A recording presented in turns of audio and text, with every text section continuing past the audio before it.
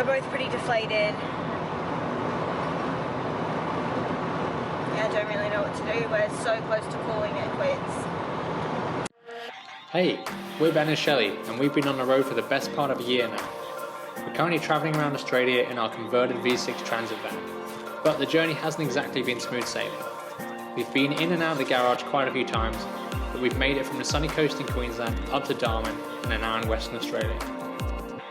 So join us to see how far we'll actually get and watch out for all the BS along the way too. Sure.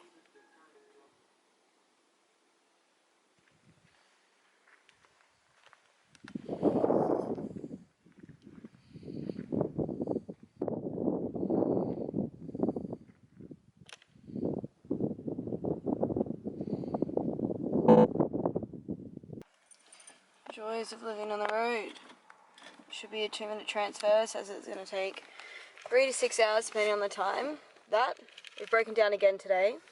We think we know what it is, but we're not sure. We think it's because we're driving in the heat. And we've almost run out of fuel, and I'm not sure we're going to make it to the next fuel station because we didn't see the sign. So today is... On the road out of Broome, our van's engine suddenly stopped on the road. After 20 minutes, we managed to get the van running again and made it to a rest area while trying to find internet signal so I could also upload my work. During the middle of the night, our new inverter started to beep. So the next morning we drove to Port Hedland and headed straight to an auto electrician's to try and figure out what was wrong. As we pulled into the auto electrician's, we ran over a bolt and got a puncture. $40 later and the puncture was fixed, and we headed back to try and diagnose our electrical issues. But when we got there, our sliding door completely stopped working. It's 40 degrees. We're locked. The side door won't lock or unlock. Can't move it. Can't figure out why. I don't know if it's jammed. I don't know if I want to push it that much or if it's like an actual electrical lock. We're not sure. On top of that, we're at an auto electrician and they've been really nice. So we've had to retest everything, and we think our brand new DC that we got installed, professional, is broken. It's not bringing any amps in when the van's on. So we have been quite reliant on that. So I don't think the batteries are fully boosted, which is draining the battery life in there, which is why our inverter would have beeped last night. So they're not going to last. And of course nowhere around here has that. So we need to try and get a refund or something from that because we spent a lot of money. That was the one thing we got done proper. Yeah, got our flat tire fixed, so that was easy. It's 40 degrees. It's bloody hot. Everything is dirty. I'm not sure if we can stay here. The free camp, we have to have a shower, so we've got to go suss out where to actually go tonight. But we need to fix this. If everything's this bad, we might have to just go to Perth, which is the closest city, and it's like, what? How far, Ben? 20 hours? Direct. Oh, one positive is the van didn't conk out today while we were driving, but we only drove till 10 AM, so it was a bit cooler, so that's good. Van life, hey? It's freaking hot. One win today is that everyone we've met and spoken to has actually been really friendly and nice. So refreshing. Makes a change from Darwin, where everyone was a grumpy bastard. And also, they have ice cold water, so we've been able to refill it. It's been so needed. So I'm not sure you can see just how hot it is in here. Oh, these guys have been so nice. It's just nice to get friendly country service with a smile. They tried to help us. Unfortunately, they couldn't. Yeah, not even judging us, yeah, and making us feel stupid. Actually, just giving us props for like giving it a go. Hey, yeah, and yeah, kind of helping us where they can. Another good news: the Chili Peppers released a new track today, so we're gonna listen to that in a little drive. Did they? I didn't know that. You didn't tell me that. No, I only found out a couple of hours ago. You haven't played it on repeat. Well, we haven't been moving. No, let's go.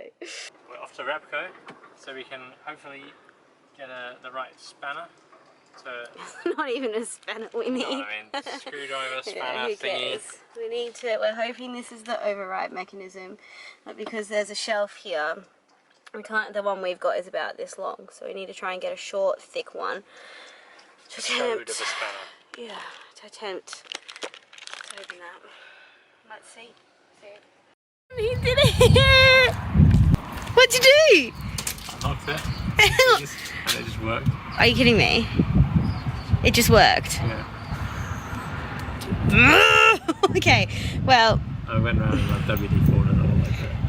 Ben just unlocked the back and it worked. We're wondering, where should we really like clean? See, we're trying to avoid having to go to Perth right now. But if we have to, that's not the end of the world. See you soon. Okay. Well, that's somewhat positive. We've got answers today, so I'm proud of that. Yeah. Okay, thanks.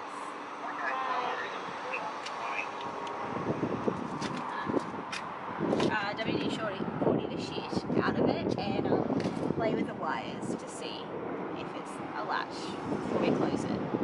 So we got the door open, but I was standing in the sun and my legs started to hurt, and I think while we were trying to sort out the DC, I think I was standing in front of the exhaust. I remember being a bit hot, but now I've bent my leg. I'm not sure you can see. I shaved my hairy legs, but it's really stinging. I'm gonna go find a chemist now. So we just pulled up at this sort of beachy spot, if you will. Are we going to go see the beach? No. We're going to go have a shower. These bad boys need a wash. I tried to put on my favourite outfit to make me feel better. And look, there's like oil stains all over it. I think the other week I spilled coconut oil all through the van, like a whole jar of it. Oh no. I tried to pass Ben the coconut oil and the lid wasn't on and it's just spilled all over our clean sheets. And we just didn't even think, and we chucked those in with the washing, and now all our clothes have stains on them. So they all need a good scrub. I'll find something else to wear. The perks of van life, at least. You have everything with you. What a day. So it's been a pretty intense 24 hours. I actually feel like we've made a lot of progress though. Helps that we're clean. Oh, feeling fresh and clean. We're clean, it's cooling off, we found some shade, there's a free camp in town, and we're just going to go and try and find some dinner tonight. We're not cooking. So big no. Big no tonight. There's not too much to put away in the van. It does look like a mess behind. The door is still iffy. There was a place next to Repco actually that said we could come in on Saturday and Sunday and then have a look. Saturday or Sunday and have a look for us. So that's fantastic. Yeah, we've had one thing after another just go wrong. But that's van life, and it's definitely our life. So hopefully dinner will be enjoyable and we'll wake up and things work tomorrow, and hopefully we can find our receipt to our dodgy DC, get a refund or get onto them on Monday. Unfortunately it's the weekend, so we've got a bit of time to figure that one out. I mean, it's nice to save some money, but we just want to pay the professionals to fix it, but we can't even get in to get them to fix it. So that's why we're calling around, asking for help from friends and family and trying our best. Learning a lot, hey. How much do we learn in van life? Oh, every day is a new lesson. Never in a million years did I think I'd be able to fix something electrical. Never. I feel like I'm top of the class, which is the first.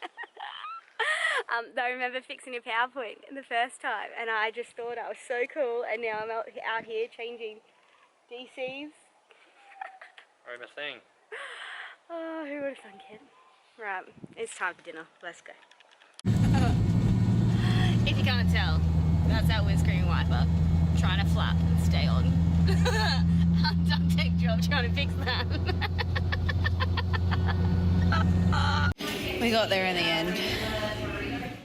So I think this is the culprit. There's some wires under there. We've taped it up, and for the past day it's worked really well.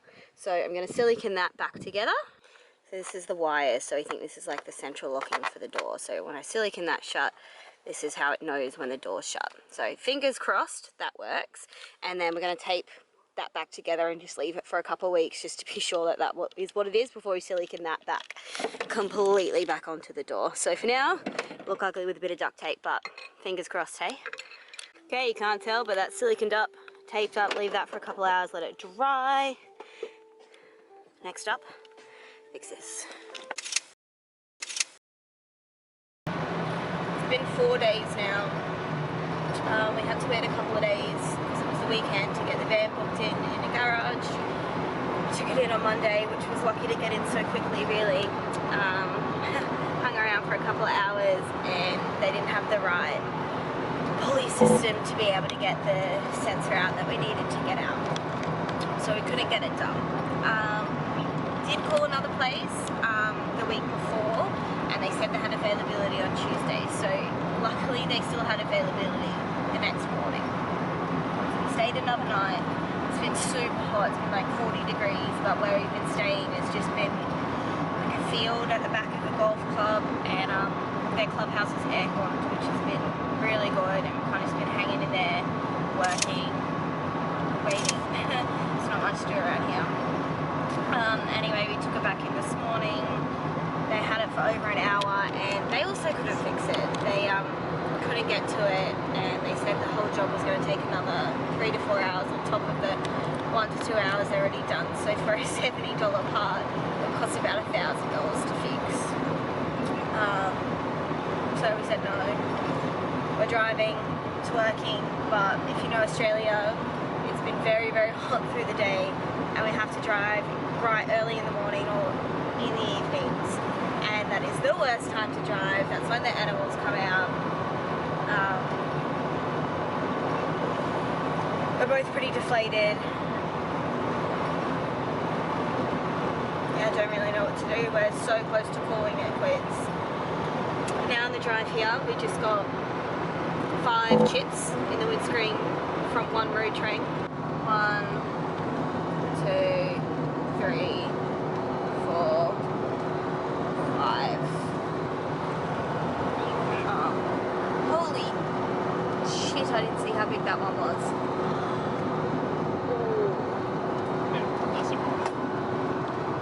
We've just decided we're just going to keep going and see what happens, get as far as we can, and if it breaks again we'll just get it towed to Perth and call it there. I don't really know. See if we, Karijini is meant to be incredible. Everyone says it's the best national park in Australia, so fingers crossed we make it through. I know there's definitely some roads that are a bit tricky that we're just not going to be able to do, so we're not going to be able to do all of it. We're just going to stick to the bitumen as much as we can, driving only early in the mornings and in the afternoons. Here's hoping that we actually have a really good time in Karijini and that kind of rekindles our spirit for the van again and doing this, because we have had a great time the last 2.5, 3 months. There's just been lots of BS on, okay? And we've been dealt easily more than our fair share. Yeah, we're pretty much in the middle of nowhere. It's beautiful. It really is.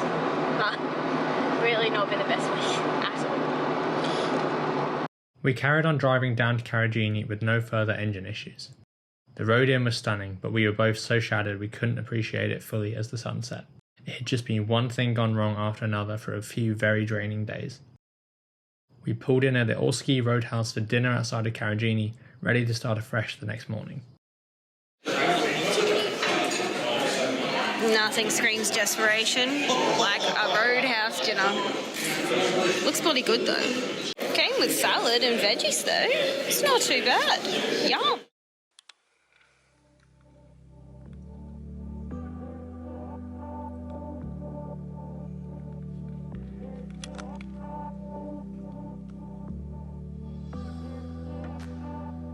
We made it. We are about 45 minutes out of Karijini and this free camp is just beautiful. Last night, the stars, the The stars were just right, like there was a mountain range and these stars right outside the van windows, and it was just beautiful. The van drove great in here yesterday. We don't have much of a drive left. Unfortunately, we missed our booking last night, but we figured we can drive back to this free camp if we want another night in the top end of Karijini, and the fuel station's only an extra 10 minutes away. Because it's like a bit of back and forth, if you can't stay in, we'll definitely need some extra fuel before we get right to the other side, but I think we figured out a plan. We're up bright and early, lovely view, got the coffee, and we're ready to head into Karijini. Yeah, so cue drone footage.